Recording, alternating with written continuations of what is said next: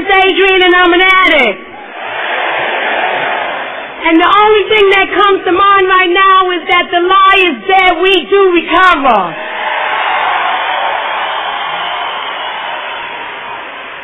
And I'm so grateful to be out here, this little gal from Brooklyn, New York, to come to Northern California to let you know that it does work. The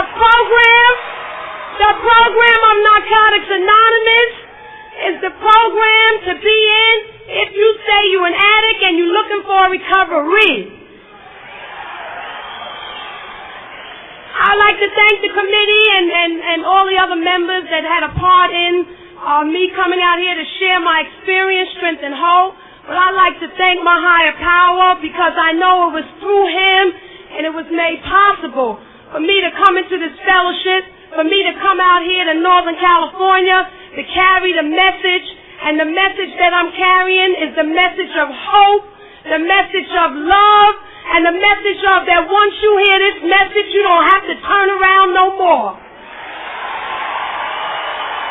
And consequently, I'm remembering back because they talk about if you don't remember from whence you came, you may return. And I remember early on coming into this program, and I remember before even hearing any type of message of Narcotics Anonymous, how I thought that I could never live that quote-unquote normal life that I always had before I started using narcotics. I remember early on, thinking that getting high was about being normal and having fun and everybody that I grew up with or the era that I grew up in, or that's what it was about. I always like to reflect back. I grew up in the early 60s and all the songs, all the music, it was all a reflection of getting high. I'm talking about Sly and the Family Stone. He wanted to take us higher, and I went with it. I'm talking about Psychedelic Shack. I'm talking about Jill Scott Heron, Living in the Bottle. I'm talking about all the songs and everything that was happening during that time was a reflection of people that was using. So consequently, when I was able to come on outside, see, I grew up in Brooklyn in the neighborhood. It's a New York City housing project.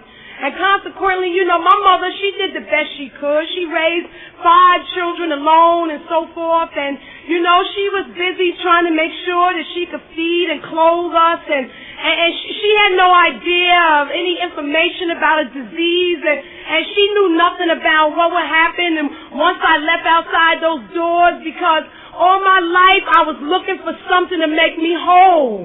I always remember feeling different and feeling like it was a void.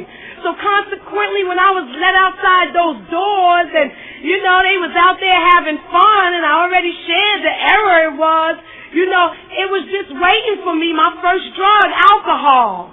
And I can remember early on drinking the alcohol, and I tell you, I was looking for something, and it made me feel good.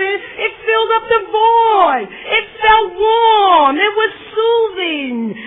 My first high was at 16, and my girlfriends were treating me for my birthday.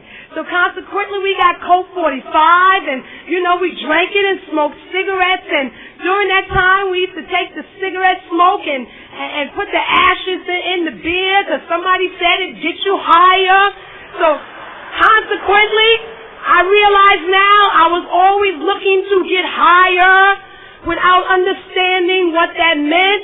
So, I started drinking, and I can remember when I drank, it wasn't enough to just be mellow. I was looking to stay mellow. So I kept drinking, and I knew nothing about it. If you keep drinking, what happens? You get drunk. So consequently, I had my first drunk at the age of 16. And I mean, it was nasty and sloppy, and they had to carry me upstairs, and when they opened up the door, I fell to the floor. And all I can remember the next morning is my mother was saying, "Oh my goodness, what is this the beginning of?" And of course, she didn't know what it was the beginning of, and neither did I. I just knew I felt bad afterwards, but of course the next day I was looking forward to some more. So consequently, that's how my life went on. When our literature, when they talk about getting and finding ways and means to get more, that's my story. That's all I wanted. I didn't want to live this clean way. I wanted to live in this illusion that the narcotics gave me early on. I told you I was looking for something to fill the void. And consequently, that started to fill the void. So, of course, I started smoking reefer. You know, I always like to reflect back. When I was growing up, I used to read these Donald Goines books, Pimp Baby and all that stuff. And in the books, they had, you know, stories of people that were drug addicts and how their life started going on when they used drugs. They picked up alcohol, they picked up reefer, then they picked up heroin, and that seemed like it was my story because that's what it was about. I started picking up all those drugs in that type of order. And I remember smoking reefer. I never liked smoking reefer. It made me paranoid. It made me act silly. But I liked the high. So consequently, I was smoking reefer and getting silly and getting the munchies and acting stupid. And I did all of this through every aspect of my growing up. My adolescent years were spent getting high. Later on, I learned the term when I came into the program that it was using because the high had left a long time ago. So, you know, I started smoking this reefer, and all this time I'm going to school, and I'm going roller skating, and I'm playing double dutch, and I'm meeting guys, and you know, everything was around the drug. So then I finally met a drug, and through all of this, I was always looking for that right chemical balance to make me really feel the way I was looking to feel. Because like I said, I was getting high, but if something was missing. And I remember in high school, some girls started playing hooky, and they started going up to this area in Manhattan, and they started coming back. And when they started coming back, they started looking real cool, and they wasn't talking, and they was smoking cigarettes, and they was closing their eyes, and they was doing a little scratching, and it looked nice. It was something about it. That, you know, I had seen other people look like this, and those people were real cool at the time. So consequently, I started asking them, you know, what's that about? And of course, you know, growing up using drugs, I realized people always give you that first one free. That's like the introduction.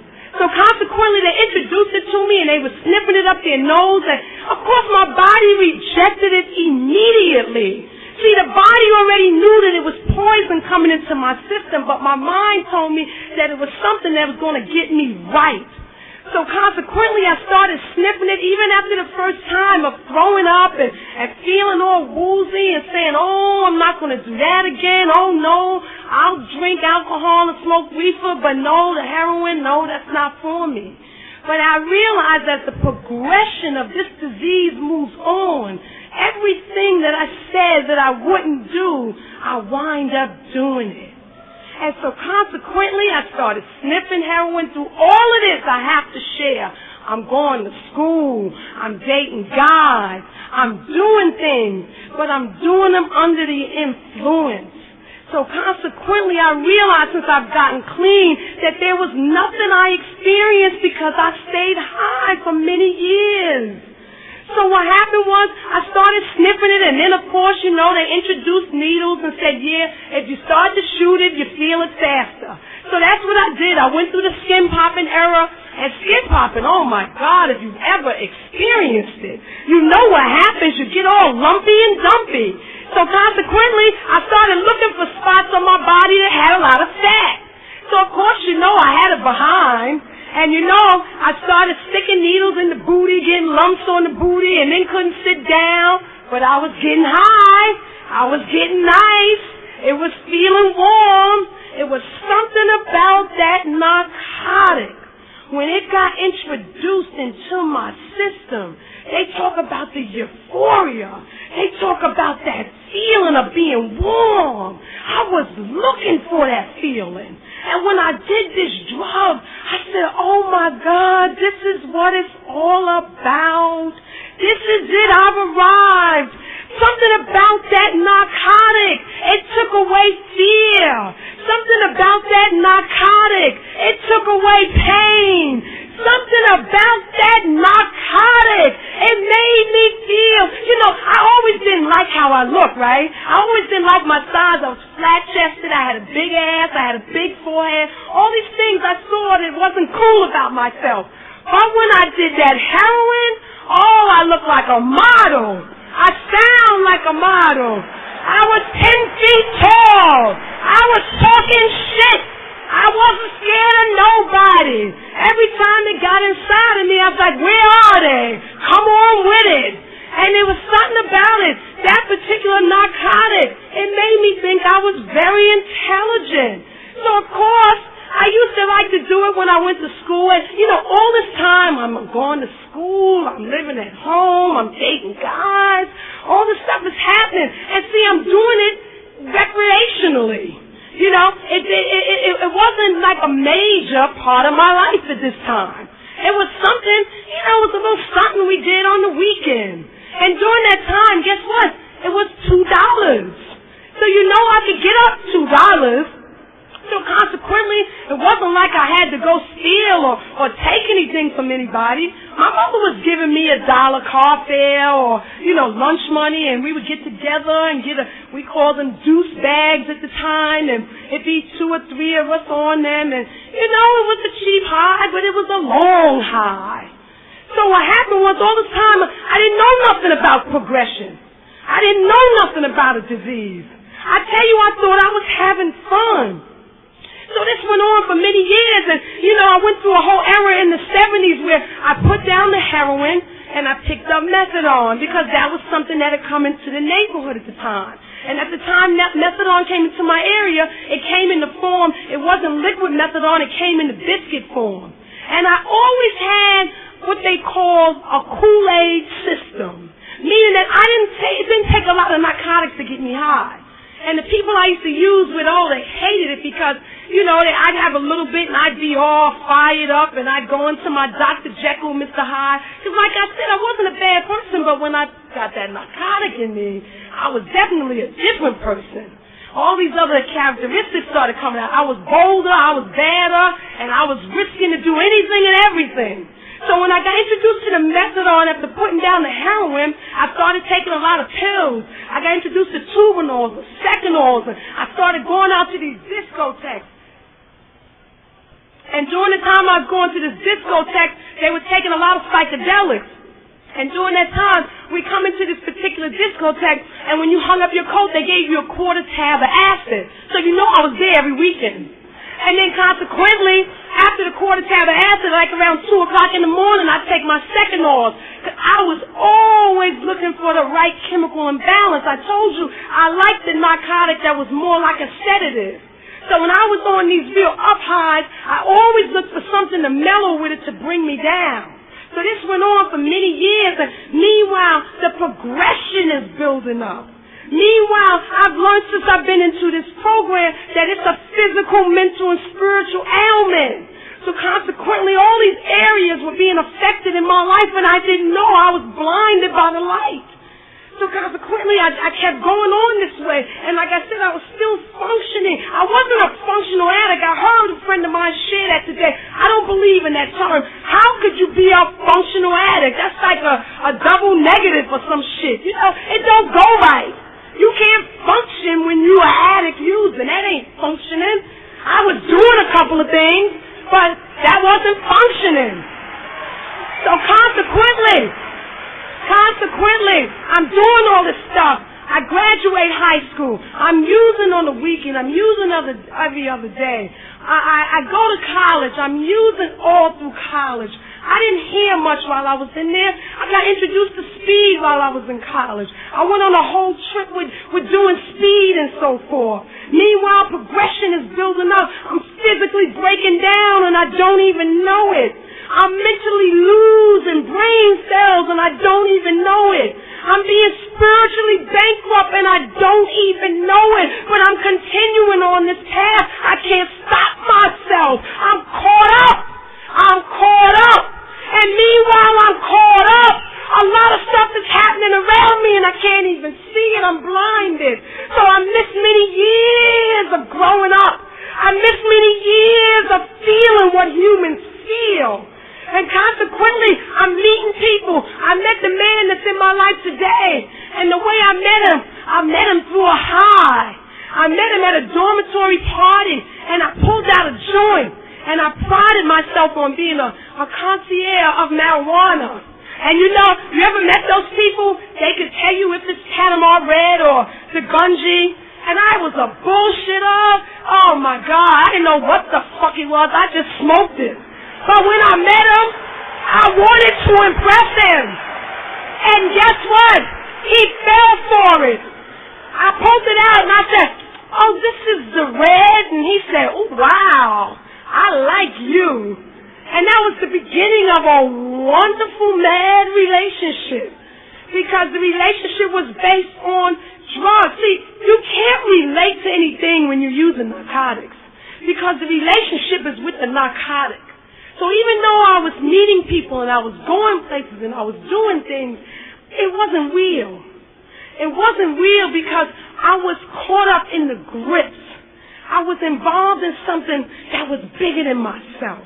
That's why this program, not to get off the track, but this program's so serious because the principals start talking about getting a power greater than yourself to restore you to sanity. See, consequently, I was caught up in a power that had me crazy. And it was greater than myself because I knew no way of getting outside of it. So I went on like this, and like I said, I met this man, and we hooked up, and our relationship was based on using. And I mean, it was based on many years of using. And I can't give you the chronological number, but I know it was something like maybe 15 years I went through using with this man. And I mean, it got progressively worse. I mean, it went from, maybe just shooting a little something on the weekend recreationally or having a little holiday high or, just every now and then maybe smoking a joint and shooting something and then maybe next week not shooting nothing. And then consequently, it got worse because, of course, we wanted to live together because we both liked the same stuff. And in living together, you ever know what it's like to be caught up in a relationship with another using addict? And he used to always want me to share like. And it's something about this disease, it ain't about sharing. And it's something about this disease. It's something about this disease. They talk about the spiritual part of this disease is the total self-centeredness. So how you gonna be with somebody sharing something? Sharing something? Shit, you lucky I give you something. So consequently, this went on for many years. And I mean, it got to the point where, we used to we prided ourselves on always keeping a roof on our head. That was a big thing. See, I was one of those addicts when I was using that the denial was that I wasn't as bad as the next person. Meanwhile, I was doing stuff. I got a piece of a job together, and the job was pretty prestigious for a person that was using narcotics. And I was taking other people to court for neglecting and abusing their children. And meanwhile, I got a baby home waiting to use the bathroom while I'm in there shooting up. And I got this job where I'm going to people's houses and investigating whether they're taking care of their children. So meanwhile, all the time this is happening, there's a lot of guilt going on because I know what I'm doing, and then I know what I'm doing on my job, and I'm feeling real bad about myself. So consequently, I'm moving on and I'm using and I'm accumulating things and the addicts I'm hanging out with, they're looking at me saying, you ain't doing so bad. You got a TV and a VCR. You ain't doing so bad. You got an automobile. And see, to understand an automobile in the East Coast, particularly in New York, because we have such a large rapid transit system, it's really a luxury. So when you have a car in New York and you use it, you are a star.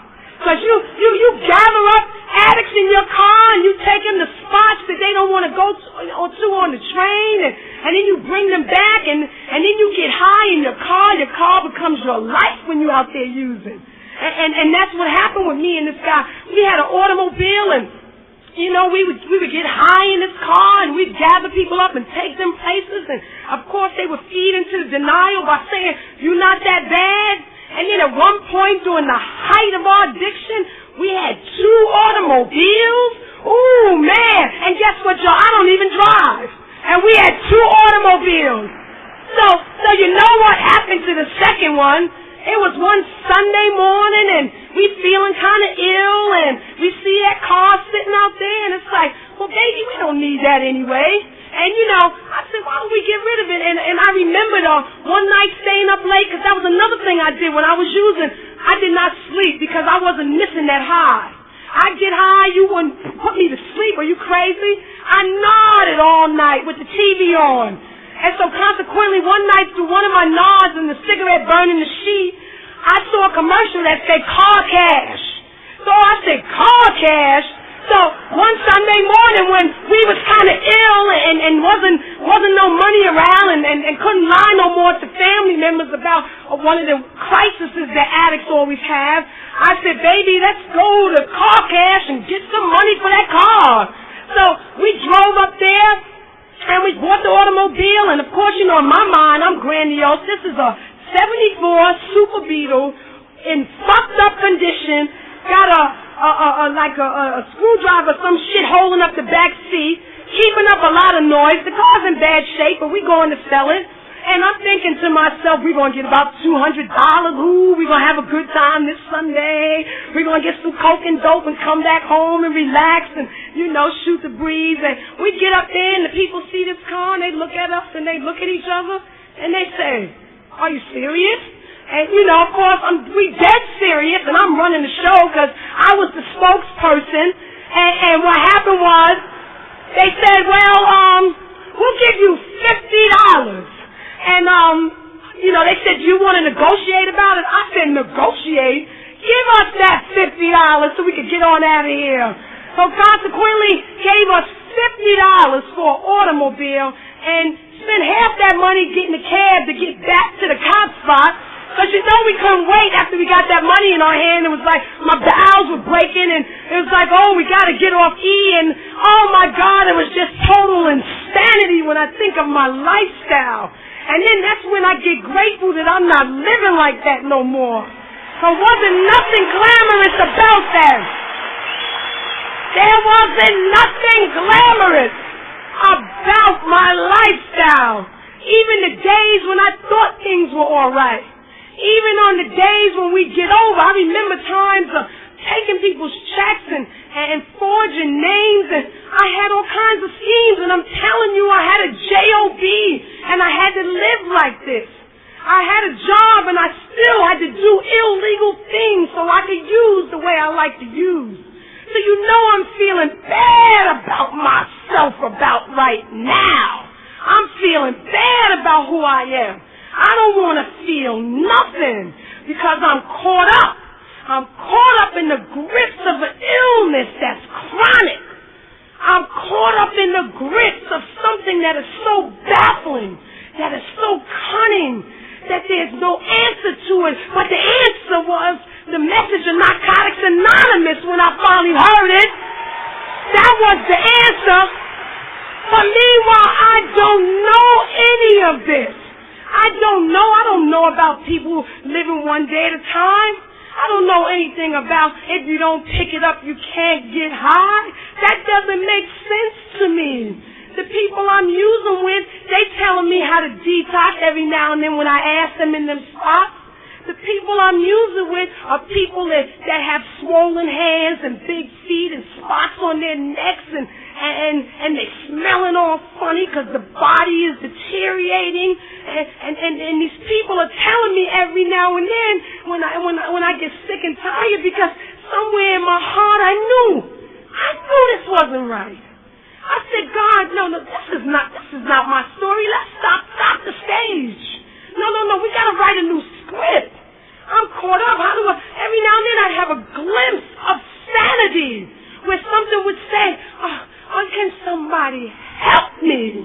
But see, I didn't know where to go for help. The people I was asking for help were the same people that were using. I'd be in these spots, they call them galleries in New York. Oh, and if you've never been there, you don't want to go. I'm telling you, it's a horrible sight. I mean, to see human deterioration of people doing things with hypodermic needles to their bodies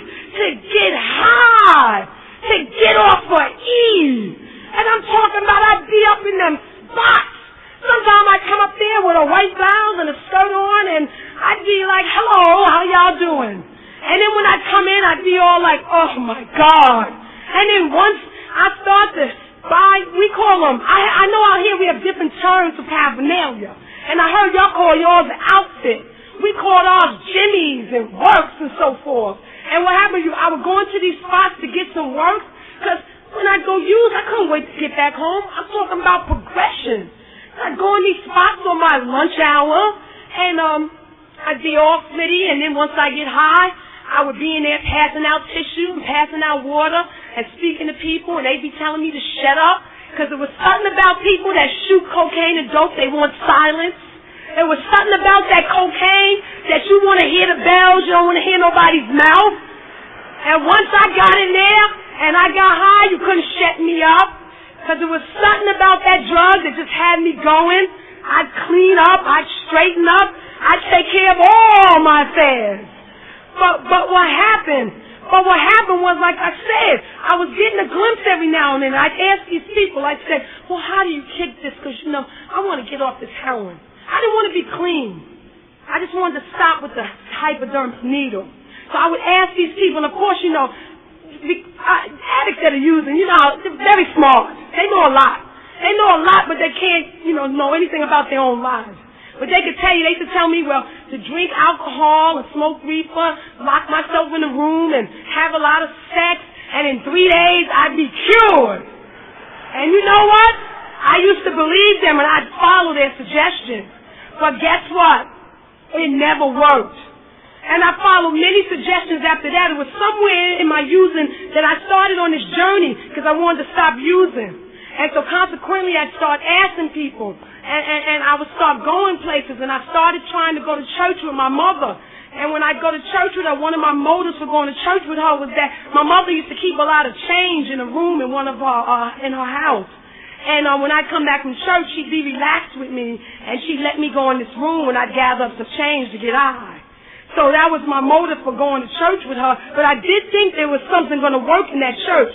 I was looking for something, y'all. I was on the way, and I didn't even know it. And then I remember early on when I was using, me and my girlfriend, we went to a hoodoo lady because I was looking for something, y'all. I tell you, I was on my way.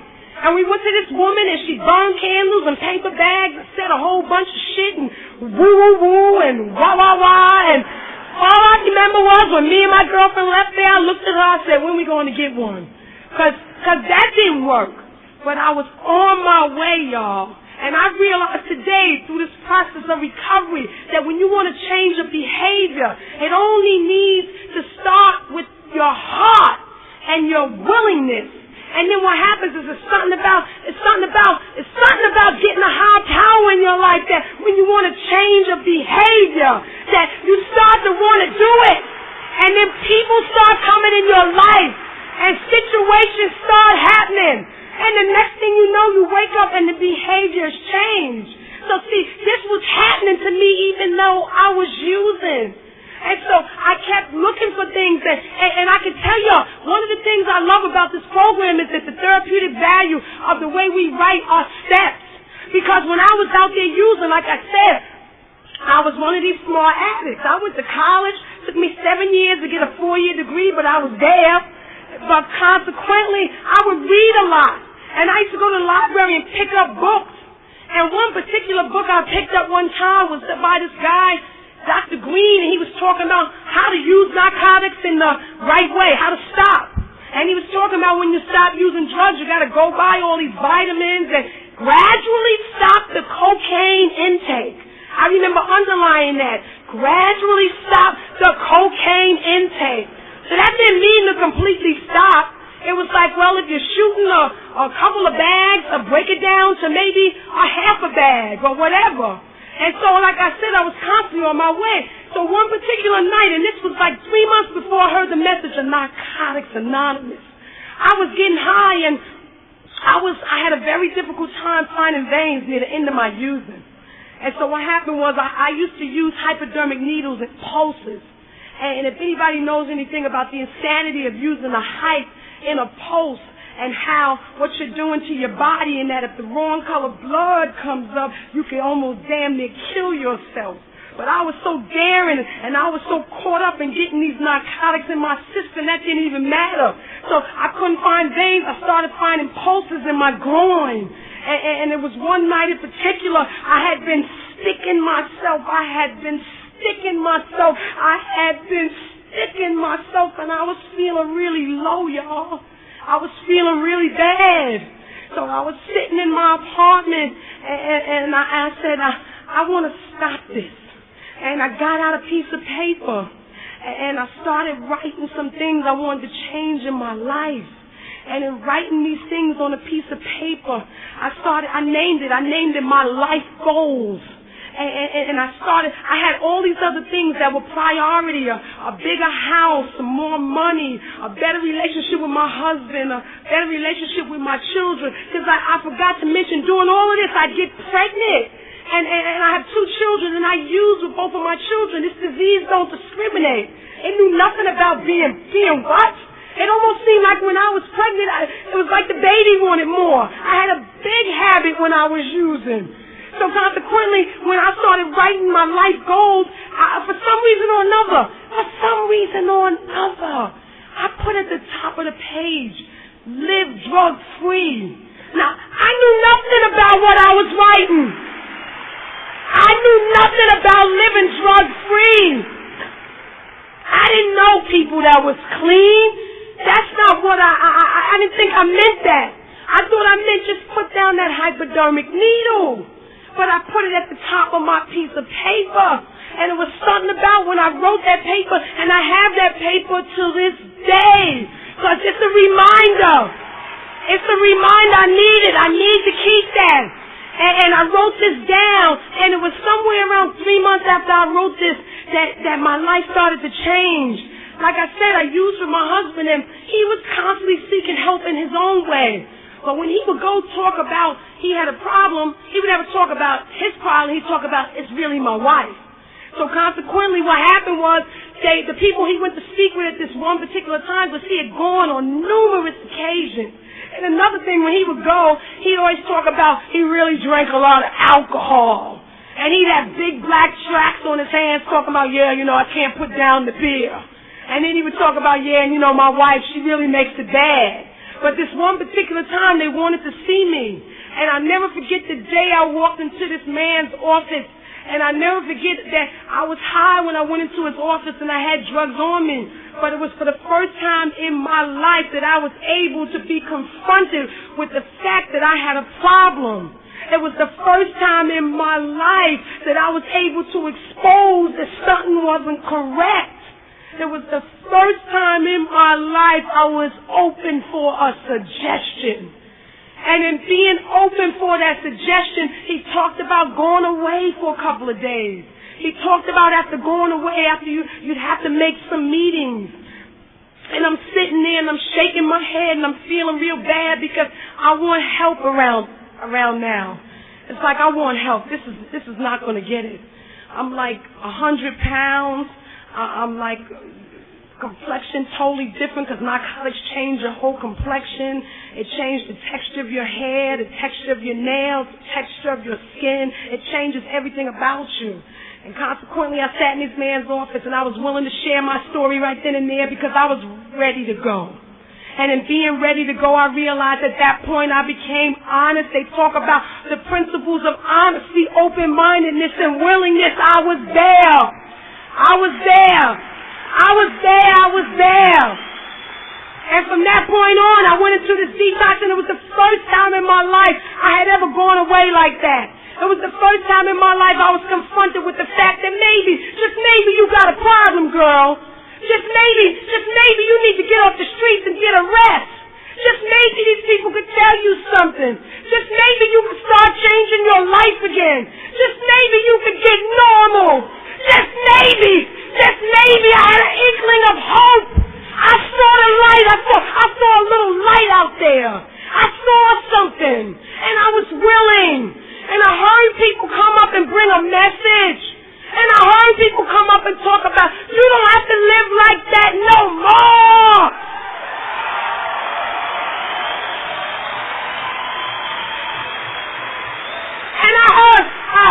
people say, I'm going to give you my phone number. I heard people say, come on to the meeting when you leave this place. That we're going to love you till you learn to love yourself. I didn't love me. I didn't love me. I was self-destructive, caught up in the grips of an illness. This disease is chronic. It doesn't know anything about morals and values. I lost everything. Consequently, when I heard this message, I saw a glimmer of maybe, just maybe I could do this. Just maybe I could do this. But in my head, I was still caught up in saying, but I got to get high one more time. Because there was something about I hadn't come to believe all the way. And so what happened was when I left, I used again after hearing the message. And you newcomers here for the first time. Oh, it's so wonderful to be new, but don't stay new. It's so wonderful about hearing this message and knowing you can't use no more successfully. Because I tried it. And it didn't work. It didn't work. I was the type, I bought the basic text. And when I was using after hearing the message, I'd read relapse and recovery. Do you know what that does for a high? You know my high was messed up, y'all. I couldn't feel it no more. I'm talking about it wasn't the same. And I wanted to go to meetings. But in the meetings, there was something about the spirit in the rooms. There was something about them people being in there that being high wasn't cool no more. There was something about the shame that I felt while I was high in those meetings, and people were clapping for people with clean time. People were talking about living life on life's terms. People were celebrating anniversaries. People were opening up their arms and hugging one another. There was something about that it just didn't fit right while I was sitting there high. So consequently, I realized one day, I said, I need to give myself a break. My last high, I'm shooting cocaine and I'm on my way to a meeting. And one was too many. And like we said, 1,000 was never enough. And it finally sunk in. I said I could do all the drugs, have all the money to get everything, and it will never be enough. It will never be enough. It will never be enough. I am who I am. I'm an addict. But today I'm a recovering addict. So consequently, when I heard this message and I used and it didn't work, and I realized that I would never get enough, I started to give myself a break. I came on in and I decided to join y'all. And I tell you, it's been one roller coaster ride after another. And they talk about when you get clean, that it gets better. And you start to wake up, you start to feel, oh, I remember my first sexual experience clean. Oh, my God. Oh, my God. Oh, my God. I'm talking about, I remember hearing music clean. I heard the instruments. It was nothing like that other illusion. I heard sound. I tasted food. Do you know how that felt? I wasn't eating. My diet. What diet? I started eating. I started waking up. I physically started getting better. I mentally started clearing up. My spirit came alive. Because I chose another way. I chose another way. And like they said, it's a journey. And I've been on it. And you know things get real. I tell you, I was with this man we used for many years. When I got clean, I didn't know if I wanted this man. You know what I'm saying? I didn't know who I wanted. I was a little confused. And consequently, I was waking up. Oh man, the second step said, we come to believe. I was coming on out of it. I see one of the banners y'all have is out of the fog. And I see living in this particular state in the morning, the fog is real thick. And consequently, as the day moves on, it rolls on out. And that's what was happening in my life. Things were waking up. And I was starting to deal with some feelings. I had a husband and 2 children. I came into the fellowship. My daughter was 11 months old. My son was 6 years old. I didn't know how I was going to make meetings. I had a JOB. I I'm telling you, I didn't know how I was going to do this thing. Consequently, they talk about when you put one foot forward to help yourself, the God that you get, he puts the other foot there. This higher power of my life started putting family members in my life to babysit for me so I can make 90 meals in 90 days. It was a miracle. It was a miracle. Things started happening. I tell you, this relationship, I didn't know this person. I woke up 6 months clean and I wanted to know who the fuck these people were in my house. I was high. I was in a nod. I didn't know nothing about what was happening now. But I had to deal and I wasn't using. So I had to go to meetings and talk about these new feelings, what's happening. I had to talk about how I've been relating to a narcotic for many years. I got a family now. And what happened was I started talking about it. I started doing steps. I started praying and I didn't use and it just started getting better. One day I started accepting the fact that I'm a wife. I started accepting the fact that I was a mother. Not that I liked it. I'm going to tell y'all, there's a difference in acceptance and liking it. There's a big difference. I started accepting what my role was. And I started learning how to do some things clean. I started learning how to be in a relationship. And I'm telling you, it was rocky. Because me and this man didn't know one another. Somewhere in my 5th year, infidelity came into play. And infidelity was always a part of my relationship, but I was using. And I chose to ignore it because I lived in denial. And I had to deal with feelings of this man cheating. And consequently, I was cheating my damn self. And I had to deal with all these new feelings of this stuff that I had never dealt with before. And I wasn't using y'all. I was making meetings. I was talking about it. And it was feeling real bad. It didn't feel comfortable. I wanted something to take the edge off. And I couldn't use. I used you people. I talked about it. I cried about it. I didn't know, what do you do? Where do you go from here? I've been with him.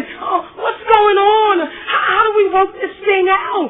But I didn't use. And they talk about, you're going to go through some stormy weather in here. But it ain't nothing about the sunshine after the storm. Because once you go through the storm, you don't walk alone in Narcotics Anonymous. You got people by your side. And I've been through. I went through a little storm. And we separated for a while. Because it was necessary. Because I realized there's something about separation sometimes from things. When you get away, you get a clear picture, a better perspective of what you want to do. These principles start to become real in your life. There's something about writing steps, but it's a motherfucker putting them in your life. You can write forever and ever.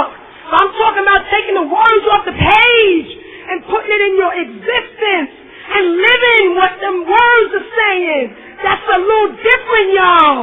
And I started having to practice this when I was going through the storm. And I had to make this decision. And I had to trust in this God. And I had to turn it over to His care. Because I didn't want to be by myself.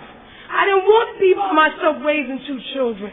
And so what happened was, through the process of this program, through the process of prayer, through the process of trusting it's going to be all right, we got back together. Yes, we got back together. That's my story.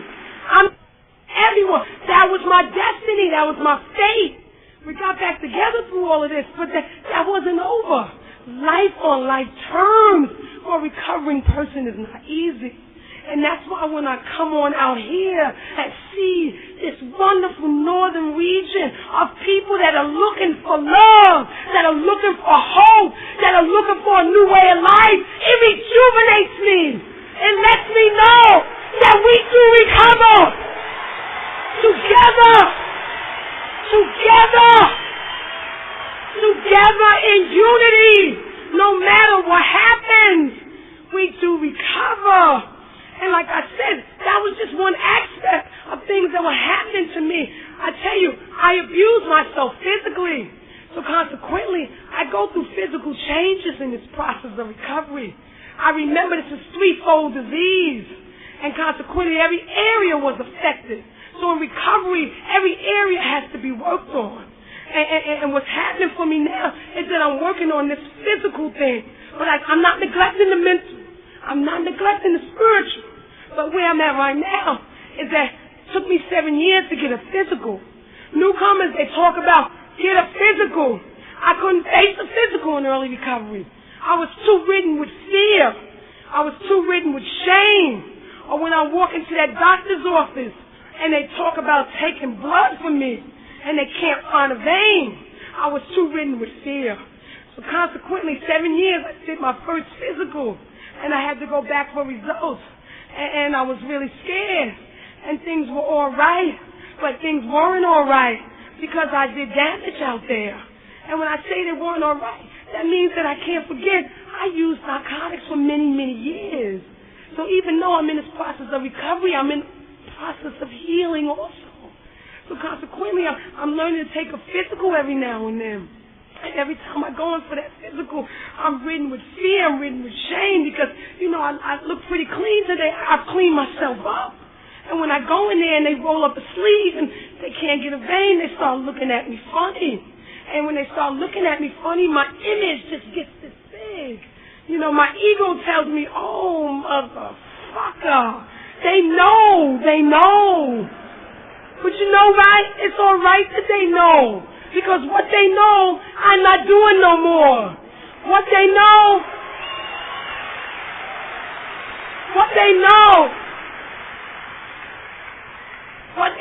is necessary for them to know if I'm to get better. And every time they get that blood, I cry. Because I cry those are tears of joy. Because they have to stick me quite a few times. And then I have to go back for results for that. And consequently, because of how I use, I realize I'm in the process of recovery and I've changed my diet. And I believe in a whole different school of thought on how you can heal yourself. And some of that healing process I believe in is through making meetings in Narcotics Anonymous. And through some of that healing process I believe in is through the touch and the love I get from recovering addicts. And some of that process I believe in. I believe that when you believe that I'm going to be all right, it's going to be all right no matter what it is. I believe that. Like I said, I had some physical ailment, and I realized there's something about holding on to resentment that it affects you physically, mentally, and spiritually. And I realized I had a lot of resentment when I started clearing up. I had a lot of resentment that I didn't want to deal with. So consequently, I had physically manifested an ailment that in my spiritual belief talks about that you will develop when you hold on to anger. And I physically had to go to these holistic people and get help so I could start to cleanse myself. Because see, these steps talk about looking at you. These steps talk about getting in touch with God. These steps talking about take an inventory. These steps talk about only God can remove certain behavior. These steps talking about put humility in your life. These steps talk about making a list and then going to people only when it won't harm them or anyone else and making some type of amends. These steps talk about this continuous process of looking at yourself.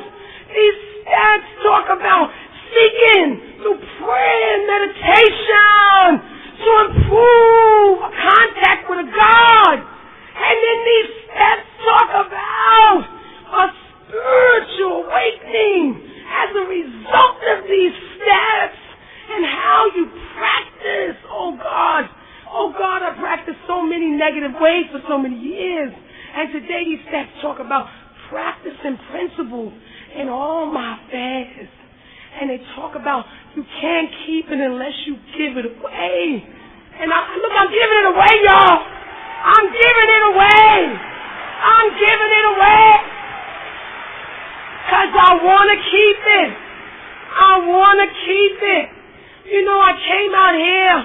I came out here and I've only had support and love since I've been out here these 4 days. I've only had support and love of people that talk about in Narcotics Anonymous, you have friends you haven't met. They talk about when you say you're an addict, that there's principles before personality, that no matter what's going on with you, if I like you, don't like you, that you're just like me. these principles, this program, it talks about how we're all the same. How no matter what race, creed, color, religion, sexual orientation, that we only want to help you with your problem. This program, I could go on and on and on and on and on about the help I've received since I've been in this program, how this process is ongoing, how, like I tell y'all, that it's continual work on myself, how I tell y'all how I love being a part of something today, how I want to tell you that there's nothing like being in a room of recovering people who clap for clean time. There's nothing like being in a room of people that want to help you with your problem. They don't care where you came from. Don't care if you got money or you ain't got no money. This disease knows nothing about that.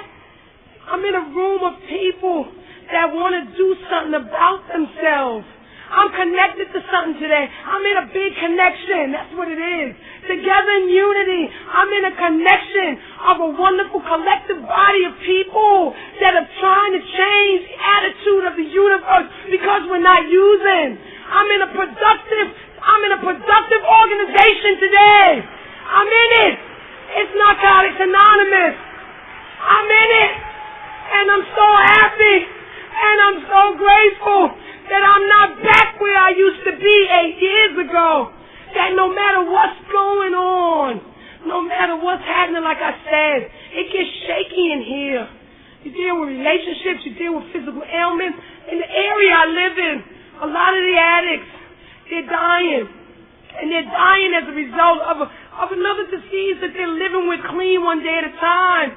And they're dying clean. And they're dying clean after going through physical evolution of their body deteriorating and hair falling off and not being able to hold food down. And they don't want to use. And they don't want to use. Through all of that. And they're examples to me that no matter if they could do that, because you know what? I don't know if I could do that. This is a day-at-a-time process. I don't like pain. I tell you, for years I medicated myself. I don't like pain. So consequently, I don't know. But I know, guess what I know? I know if I continue to remain a member, if I continue to believe in the belief that I could do this thing one day at a time, that no matter what obstacle comes in my life, that y'all can help me pull through this. I'm not alone today. They say NA means never alone. I'm not alone out here. I'm miles from my home. I'm not alone.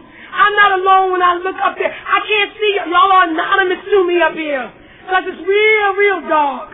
But I know you out there. I feel your love. I feel your energy. I feel your hope. I feel your spirit. I feel it right in this room. I feel it. I feel it. I feel it. I feel it. I feel it. I feel it. I'm accepted today. And I'm not using. And y'all don't care if I got hair. Y'all don't care if I got teeth in my mouth. Y'all don't care if I got clothes. Y'all only care that I don't want to return to that old way of life. Y'all want me because I can never want me. And the want that you want for me is the want you want for you. And that's how we keep this thing going. It's the connection. It's the connection. Oh, man. My gratitude speaks when I can. I share the Narcotics Anonymous. I just have to say that I have to end this because I don't want to become overwhelmed. You know, I got an image. I really do it. And since I got clean, you know what's happening to me lately? God is breaking the image down. He's causing me feelings that allow me to cry. He's causing me feelings that allow me to open up, to let you know I'm human, I'm vulnerable, that it's okay to feel so overwhelmed with the joy of not living like I used to live. I don't want to return there. Check it out, y'all. I got marks on my body, and they told me early on, you turn your scars into stars. And like I said, I used to take a hike, and I used to stick it in my post, and I have 2 little scars on my neck, and I live with them sometimes, and I live with them in shame. and I live with them, and I'm able to not try to cover them up, because y'all taught me early on when I came in here that I don't have to cover up no more. I covered up for many years.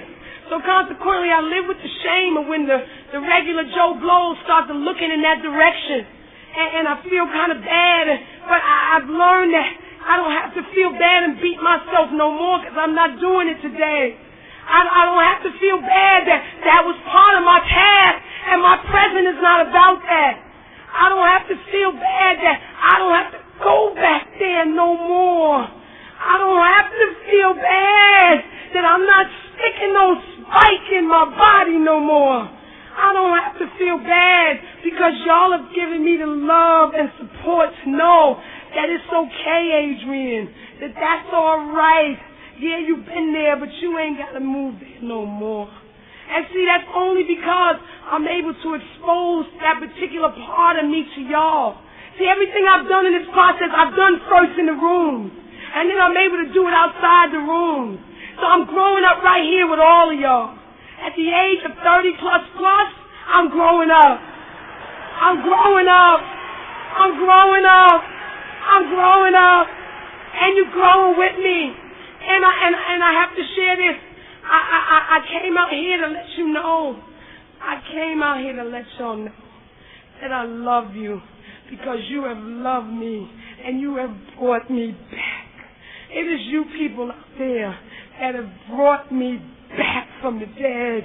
And I'm living today. We're together in unity. And we live in this new way of life, of traveling, of eating food, of having sex, having fun, going through changes, not using, picking up the phone, putting down the phone, and just doing all kinds of wonderful things through this process of this new way of life.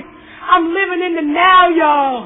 And the now is the moment, and the most moment I'll ever have. And I'm on a high, and it's a natural one, because I'm in a program. And together in unity, I want to thank the Northern region for having this little gal from Brooklyn to come and tell you that I love you. I love you. I love you. I love you. I love you. I love you. I love you. Thank you. Thank you.